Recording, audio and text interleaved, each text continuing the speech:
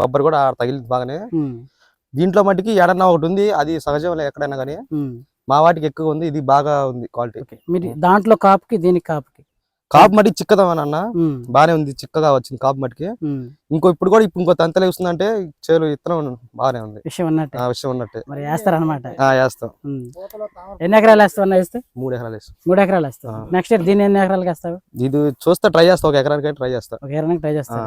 మీతో పాటు తోట రైతులు కూడా మీరు ట్రై చేయండి. మినిమం ఒక 5 ప్యాకెట్లు ఏమైనా చాలు మీరు ఎందుకంటే మీరు ఇప్పుడు చూసిన ఏదైతే ఉందో రేపు నెక్స్ట్ మీ పొలంలో కనబడుతుంది. వాళ్ళు ఏ వెరైటీలు ఎంచుకున్నా వాళ్ళ పొలంలోనే వేరియేషన్ కనబడుతుంది. ఇప్పుడు ఈ ఫార్మర్ దగ్గర వేరియేషన్ ఉన్నట్టు మీ తోటి రైతులు వాళ్ళకి కూడా వేరియేషన్ ఉంటది. అప్పుడు అర్థం అవుతుంది. అంటే మీ సజెషన్, మీ రిఫర్ ఎప్పుడు డ్యామేజ్ అవ్వదు. So thank you so much